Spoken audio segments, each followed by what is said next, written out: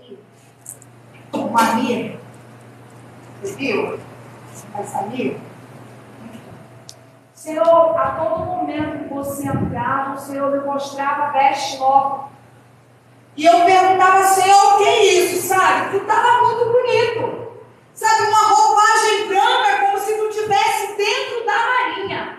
Sabe, todo bem vestido. Sabe, todo limpo, todo bem trajado. E eu acho interessante quando eu falei para a pastora, assim, pastora, vamos orar, ela não apertou a boca da Mirra. Aí ela derrubou, ela me pediu perdão. Eu falei, não tenho porquê te perdoar por nada. E o Senhor falou comigo, diz ao meu servo que em pouco tempo vou eu consagrar ele. Ele está entendendo o negócio. Quando eu abrir a tua boca para falar, que assim como foi derramado no altar, será derramado na cabeça dele. Porque sou eu, Deus, que toma frente da vida dele. E sou eu quem faço e desfaço. E há um homem que se levantar contra ele. Porque tenho eu ungido ele já. Desde aqui do céu. O homem só vai completar aquilo que eu falei com ele já em particular. Só para o Senhor confirmar aquilo que o Senhor já te deu, viu? Então toma posse, amém? Vamos orar? Senhor, meu querido, Deus amado Espírito Santo, eis aí o teu servo, Pai querido, Pai amado Espírito Santo, Senhor querido, toma frente, Pai querido, porque eu sei que o Senhor já tem uma palavra direto do trono da tua graça, Senhor, que ele consiga transmitir a tua igreja, Senhor, que o Senhor use ele uma vez mais, Pai querido, porque o dia é hoje, a hora é agora. Eu te entrego ele em tuas mãos, Pai, e te agradeço a oportunidade, em nome de Jesus. Glória a Deus. Aleluia, Santo Deus. Glórias. Aleluias. Glória a Deus. Graças e paz, irmãos. Amém? Amém. João, capítulo de número 9. Vamos ler a partir do verso de número 1. Quero aqui pedir desculpa pelo modo como estou vestido, estou trabalhando, só parei aqui para cumprir o meu propósito, a minha missão e retornar para o trabalho. Glória a Deus. Amém, irmãos? Amém. Glória a Deus. João, capítulo de número 9, verso 1, a partir do verso 1. É que eu, particularmente, quando gosto de ministrar, tá na casa do Senhor, gosto de estar bem vestido, adornado, é algo meu, com Deus. Louvado seja o nome do Senhor. Amém, irmão? João, capítulo de número 9, a partir do verso 1. Amém? Quando acharam, diga glória a Deus. Caminhando Jesus viu um homem cego de nascença, e os seus discípulos perguntaram, mestre, quem pecou? Este ou os seus pais para que nascesse cego? Respondeu Jesus, nem ele pecou, nem seus pais, mas foi para que se manifestem nele as obras de Deus. É necessário que façamos as obras daquele que me enviou enquanto é dia. A noite vem quando ninguém pode trabalhar. Enquanto estou no mundo, sou a luz do mundo. Dito isso, cuspiu na terra e, tendo feito um lodo com a saliva, aplicou aos olhos do cego, dizendo-lhe, vai, lava-te no tanque de Siloé, que quer dizer o enviado. Ele foi, lavou-se, voltou vendo, e você diz glórias a Deus. Podemos se assentar, glorificando o nome do Senhor. Prometo não demorar, irmãos, mas deixar aquilo que o Senhor me confiou na tarde desse dia. Interessante que esse capítulo de número 9, todo ele é voltado para a vida desse cego de nascença. O texto inicia dizendo que Jesus está caminhando com os seus discípulos, e é Jesus quem vê esse cego de nascença, mas quem faz a pergunta é os discípulos, né? Quem pecou? Este ou os seus pais para que nascesse cego? Essa pergunta é fundamentada num pensamento muito religioso e antigo, porque, segundo Deuteronômio 28, do verso 1 ao verso 15, concernente às bênçãos decorrentes da obediência e às maldições decorrentes da desobediência. Eles acreditavam piamente nisso. Todo mundo, todo alguém que estivesse passando por alguma dificuldade, seja enfermidade financeira, crise, era oriundo de um possível pecado que alguém deveria ter cometido. Então, a mente deles é muito presa ao passado, à lei de Moisés. Tanto é que, nesse mesmo capítulo, eles questionam Jesus pelo fato de ter curado esse cego no dia de sábado, sendo Jesus o Senhor também do sábado. Então, essa pergunta que eles fazem é atrelaçada a algo muito antigo.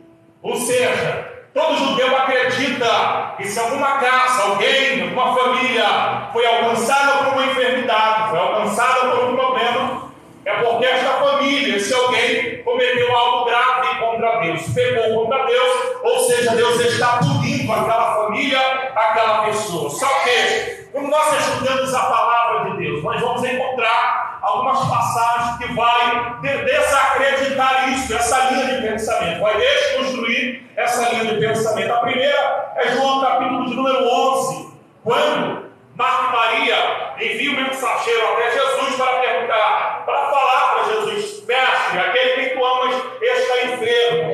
Jesus então manda o mensageiro voltar e dizer: diga a Marta e Maria que essa enfermidade não é para nós.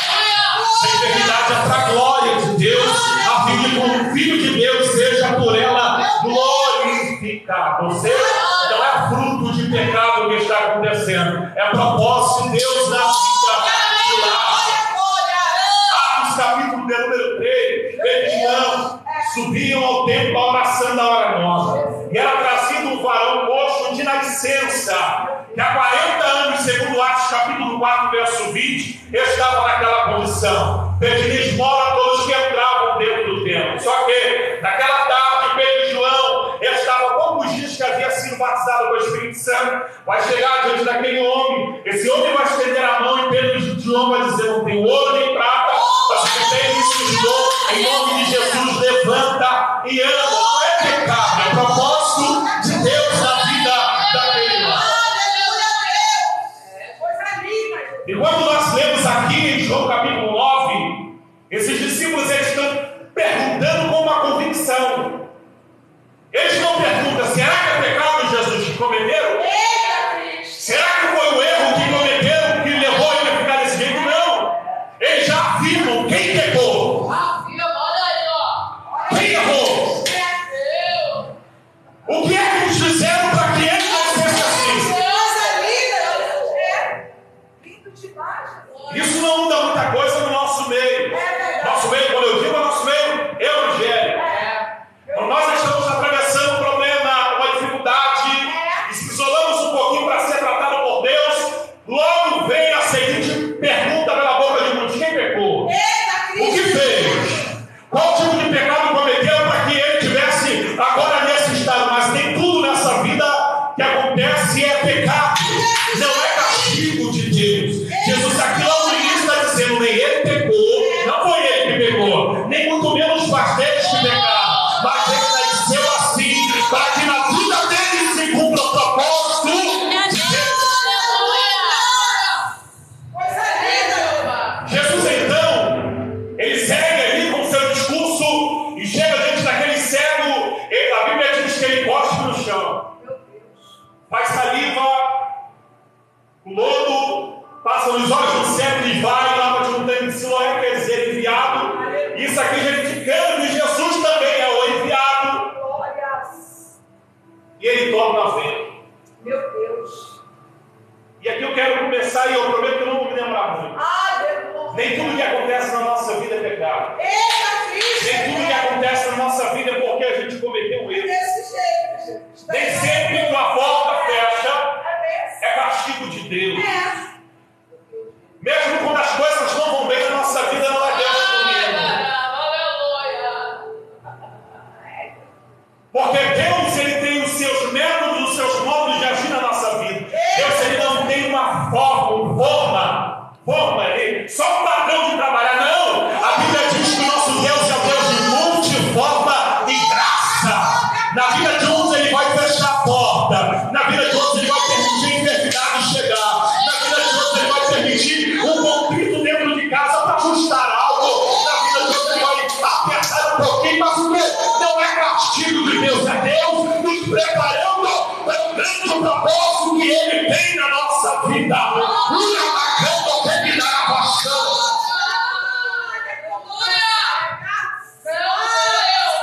Esse cego volta vendo. Boa essa palavra. Meu Deus. E os fariseus querem saber quem é que curou ele. Então os fariseus mandam chamá-lo. E quando esse cego chega, que agora ele já não é mais cego, e os fariseus começam a interrogar: quem é que te curou? Eita Cristo. Olha o que ele responde: eu não sei. Uma coisa eu sei, eu era cego e agora eu vejo. Oh, glórias! Coisa linda, Jesus. Os fariseus não aceitam esse posicionamento dele para chamar os pais. Desse jeito aí, gente. Segue fogo. Quando os pais chegam na presença dos fariseus, perguntam: conta aí, teu filho era cego ou não? Eles com medo, porque os fariseus já haviam informado que todos aqueles que ficassem ao lado de Jesus seriam proibidos de entrar na sinagoga para prestar a sua adoração ou receber o ensinamento no dia de sábado. Aleluia. Então eles com medo, eles vão se omitir a falar e vão dizer: pergunta a ele idade tem para responder. Eita Deus. Novamente eles mandam chamar o cego, que agora é curado por Jesus. Eita, Jesus. E pergunta: nos conta melhor essa história.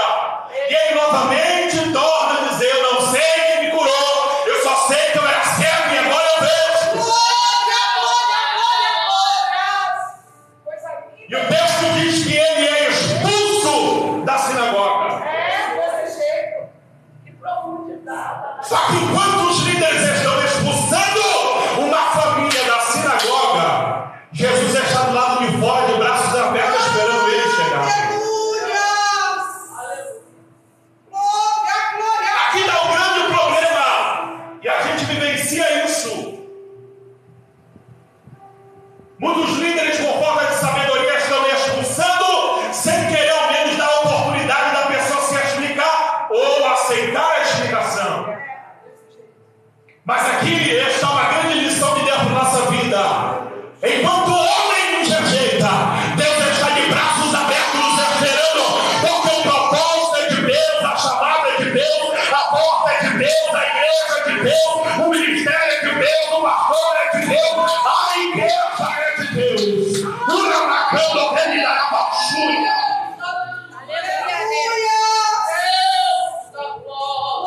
Ao invés de ele estar se alegrando pela cura desse homem, e ele tinha um apelido, depois você lê: mendigo. Chamavam ele de mendigo.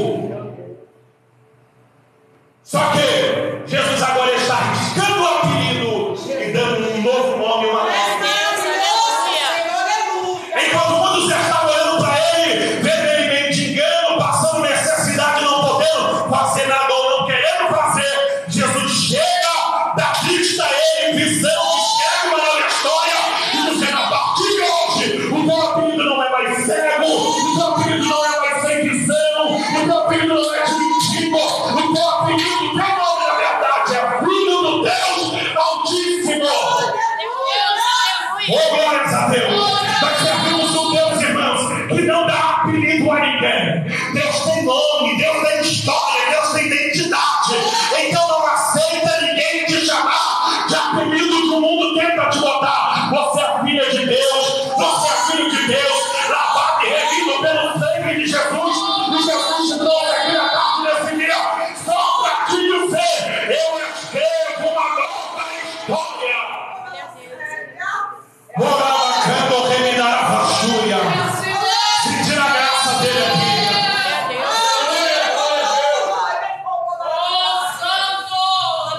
Espírito Santo. Aleluia. Quem pegou?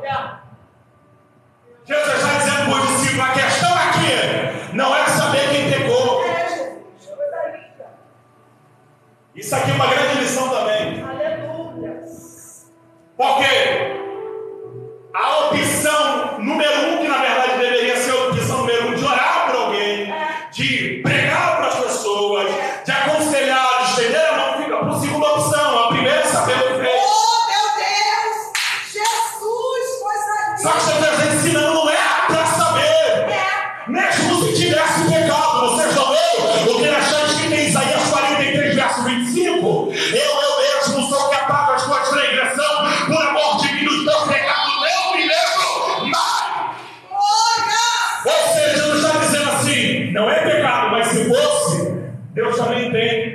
o antídoto para isso. Coisa linda, Jesus. Não é erro que ele cometeu, mas se for erro, pode também ficar tranquilo que Jesus também recebe ele de braços abertos. Glória a Deus.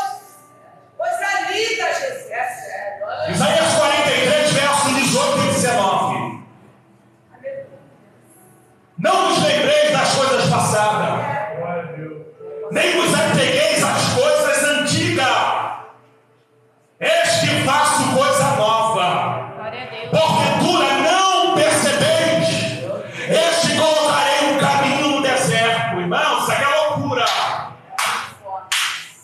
Caminho no deserto. Aonde deserto tem caminho? Isso é só para quem tem fé, irmão. Eis que colocarei um caminho no deserto e rios no ermo. Sabe o que significa a palavra ermo? Lugar vazio. Lugar sem habitação. Jesus está dizendo assim: além de colocar um caminho no deserto, eu vou criar uma fonte para saciar a sua sede. Eu vou suprir a sua necessidade. É profundo. Aleluia. É muito forte isso aqui. Nem tudo que acontece na nossa vida foi erro que a gente cometeu. É verdade. Glorificar Deus. Eita, Jeová. João 13, 7. O que eu faço agora? Vocês não compreendem. Mas amanhã talvez eu explique vocês. Eu não obrigado a explicar mais nada. Uma coisa que eu aprendi. Sobre isso aí, E eu sentei para ouvir e hoje tenho a oportunidade de pregar. glórias. Deus nunca vai ser refém das nossas perguntas. É desse jeito aí, Jesus. Deus nunca vai ser posto na parede por nós. Eita! Quando Ele quiser falar, você vai sentar, eu vou sentar e Ele vai falar. Oh, meu Deus! Aleluia. É desse jeito. Jesus está dizendo: não foi pecado não, mas vocês querem saber o que foi? Então vamos lá. Nem ele pecou, nem seus pais pecaram, mas nasceu assim, para que nele se manifestem as obras de Deus, para que nele se manifestem os propósitos de Deus. Ou seja, não quero aqui me prolongar. Talvez você esteja passando por algo na sua vida e esteja procurando na sua mente um possível pecado que você tenha cometido que te levou a passar por isso. Jesus está dizendo: não foi pecado não. Obrigado, meu Senhor. Não foi erro que você cometeu não. Essa porta que fechou foi eu mesmo. Aleluia. Aleluia. Para que meu nome seja glorificado na sua vida. Aleluia. Vocês lembram da morte do filho da viúva de Naim? Aleluia. Jesus nem entra na cidade. Aleluia. Para na porta, ele olha uma multidão. Na verdade tinham duas multidões, uma do lado dele e outra do lado da mulher. Interessante que ele vai na direção dela e fala: mulher, não chora. Só que, em segundo lugar, ele vai em direção ao caixão, toca no esquife, né? Só que por que ele não vai primeiro no caixão, no esquife, onde estava o menino? É, Jesus. Jesus é demais. Porque ele precisava trabalhar o emocional dela primeiro. Ela já carregava agora duas marcas no peito, Meu duas Deus. cicatrizes no coração, Olha a aí. perda do marido e a perda do filho. É. Agora ouvir alguém que ela nem conhece dizer para ela não chorar. É, desse jeito aí. Só que a minha palavra não tem efeito. É. De milhares não tem efeito. Mas quando a nossa palavra é carregada de Jesus, a palavra tem poder de ir e curar as feridas da alma.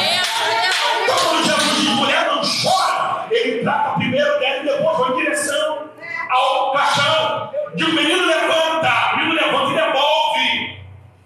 Ou seja, por que Jesus permitiu isso? Por que Deus permitiu isso? Para que a mulher entender que ele tem poder tanto na vida quanto na morte, quanto na enfermidade, quanto na crise. O nosso Deus é poderoso e não há quem possa impedir o agir. É desse jeito aí, Jesus. É verdade. É forte. É. Ele sabe o que faz. É. Isso aqui só para testemunhar algo. Se eu não me engano, essa aqui é a quarta segunda-feira que eu participo do trabalho de oração aqui. Ninguém me convidou. Assim, dos irmãos, que até mesmo eu não conhecia. Parei com o carro, passei na verdade com o carro, ouvi os louvores, parei o carro e entrei. Deus falou poderosamente comigo naquele dia. Por que eu estou dizendo isso? Eu tinha ido almoçar com a minha esposa e com a minha sogra, e eu falei algo que elas teimaram comigo que eu não tinha falado, Falei, Jesus, que negócio é esse? E logo eu senti que o adversário queria embaraçar minha mente. Logo eu senti. Eu desliguei meu aplicativo e eu falei. Quando eu passei, eu ouvi os louvores, falei, vou voltar lá. E quando eu encostei o carro e entrei, sentei no teto do trabalho, e os missionários cheios, o pastor que estava aqui, quando teve pregação, o pastor Wagner, para falar comigo sobre o que eu estava passando. Por quê? Por que Deus permitiu que eu passar esse constrangimento lá? Para me trazer aqui, para ouvir o que ele tinha para me falar. Ou seja, enquanto a gente ficar tentando entender como Deus vai fazer, a gente vai se perder. Como a porta vai abrir, a gente não vai conseguir enxergar. Mas a partir do momento que você seguir em frente, acreditando que é Ele que faz, a porta vai abrindo naturalmente. O milagre vai acontecendo naturalmente. A libertação chega naturalmente. Por quê? Você está no caminho, e é no caminho que Deus dá vitória. João 10:9, Jesus disse, eu sou. Na verdade, João 10:10, mas João 10:9, Jesus diz assim, eu sou a porta. Quem entrar por mim, salvar-se-á. Entrará e sairá e achará pastagem. Sabe o que Jesus está dizendo? Eu sou a porta, salvação. Quem entrar por mim, entrará e sairá. Liberdade, irmão. A melhor coisa que tem é você ter liberdade de espírito para adorar a Deus, sem ter demônio nenhum jogando na cara do que fez. Está leve na presença dele. Primeiro, salvação. Segundo, liberdade. Terceiro, achará pastagem. Pastagem significa o que na Bíblia? Providência, irmão. Alimento. O verde. Meu Deus. Ou seja, Jesus está dizendo, eu sou o pastor, quem é a sua porta, quem entra por mim, salvar-se-á, salvação. Segundo, liberdade. Terceiro, pastagem. Jesus tem tudo que a gente precisa. A gente não precisa ficar batendo cabeça pra lá, pra cá. Hoje eu sou dessa igreja, amanhã eu sou de outra. Hoje eu obedeço, amanhã eu não obedeço. Jesus gosta daquele crente que, independente de quem está passando, é firme. Coisa linda. É desse jeito mesmo. Aleluia. Glória a Deus. Está perfeito, Jesus. Só para encerrar aqui, Jesus disse, não é pecado, tá? Ele nasceu assim, para que nele se manifestem as obras de Deus.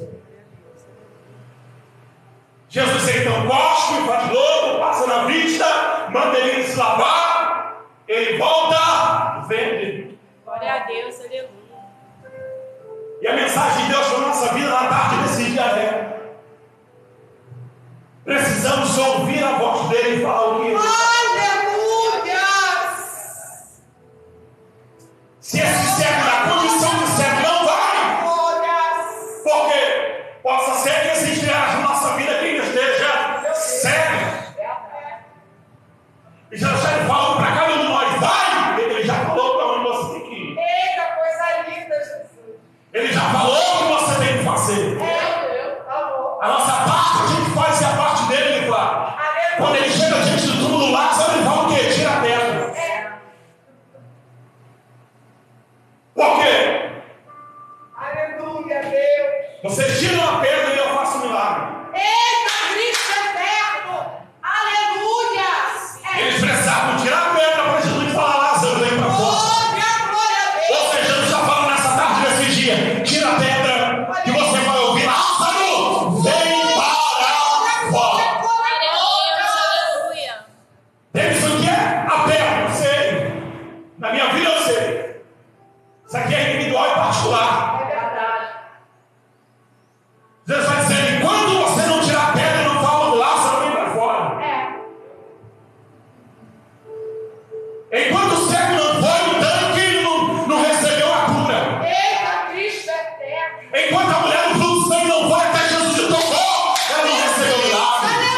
Enquanto Jairo não foi até o mestre, a filha dele não foi curada. Ou seja, Deus está dizendo: corre, te apressa, vai lá e faça o que ele mandou você fazer. Aleluia! Oh, aleluia! E eu encerro por aqui. Jesus disse a ele: vai ao tanque.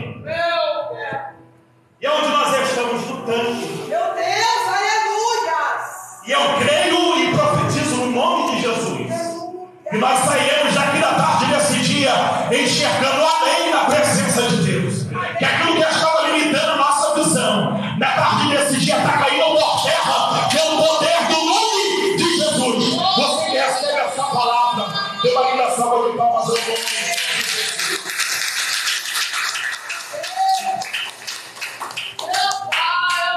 Senhor, fica aqui a tarde toda, porque coisa boa é falar da palavra. O que eu acho mais gostoso, pastora, é que ele nem estava aqui quando eu falei da viúva. Ele nem estava aqui quando eu falei que o Senhor se compadeceu dela, que ela estava carregando a mesma dor, não, uma dor até maior, porque era um filho gerado no seu ventre. Olha que coisa linda. Olha como é que o Senhor, quando a gente está verdadeiramente ligado em um só corpo e uma só união para adorar o Senhor, fala assim: está em comunhão, está adorando, então vou derramar o azeite espiritual. Porque ele é assim, ele faz assim. Sabe, eu antigamente tinha uma preocupação de entregar. Agora eu estou assim: Jesus, eu falo, se não acreditar, glória seja dada ao teu nome. Outra feita, semana retrasada, eu fui em uma igreja e eu vi uma jovenzinha de 12 anos louvando com roupa. Eu vi aquela jovem todo momento barrigando. Eu falei: Jesus, aí vai amando o ministério, porque isso é laço de Satanás, pastor. Para envergonhar, para entristecer, para a pessoa sair. Sabe por quê? Porque como ele pregou aqui, o pastor pregou, porque o azeite vai ser descido em você, vai ser pastor. Como você ministrou aqui, a pessoa não está preocupada em orar, não. Ela está preocupada em dizer: se pegou porque está passando por tanta coisa. Sabe por que muitos têm morrido dentro da casa do Senhor? Porque ninguém, a grande maioria das pessoas, não tem a preocupação de olhar o servo do Senhor na porta de um botequim e dizer assim: Jesus, é teu vaso, Senhor. O que está fazendo ali, Jesus? E outras pessoas estão lá atrás, no loteamento, está bêbado. E eu vou lá: Senhor, eu estou na frente. Porque eu creio que como ele foi, ele vai ser ainda melhor quando retornar. Porque eu tenho que profetizar fé. A Bíblia me ensina isso. E se a Bíblia me ensina o que eu tenho profetizado, será que vai acontecer? Não. Já aconteceu. Daí a Carol sentada ali, ó, não tinha R$1 para casar. Coisa linda. Vestido que a missionária presenteou ela de R$800 o aluguel. Meu Deus! Maquiagem, cabelo. Foi tudo muito melhor, foi simples, mas Deus honrou. Porque esse é o nosso Deus. O que você tem profetizado no meio do teu deserto? Não tem caminho, quem faz é o Senhor. Amém? Vamos nos colocar de pé, pastor Antônio. Vem orar e dar bênção apostólica. Aleluia!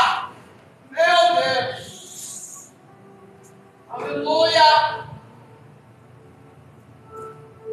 Santo!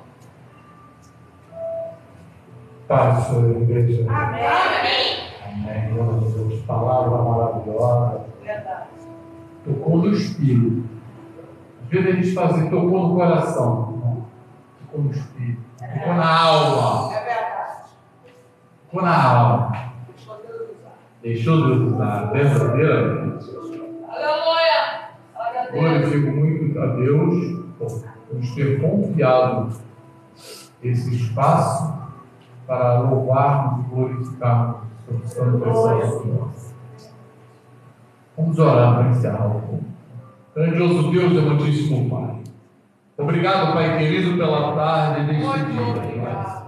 Obrigado pela oportunidade de estar na Sua presença. Pai querido, que o Senhor, Pai querido, nos dê força para nos mantermos, Pai, firmes fazendo a Sua vontade.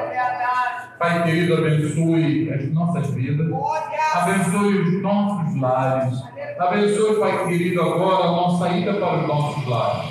Pai querido, nós vamos sair do tempo, mas não da Sua presença. Pai querido, seja por cada um aqui presente, em nome de Jesus. Amém. Recebam as bênçãos apostólicas. Que a graça do nosso Senhor e Salvador Jesus Cristo, o grande amor de Deus, as doces e adoráveis consolações do Espírito Santo, seja por todos que aguardam a volta do nosso Senhor e Salvador Jesus Cristo. E a igreja diz: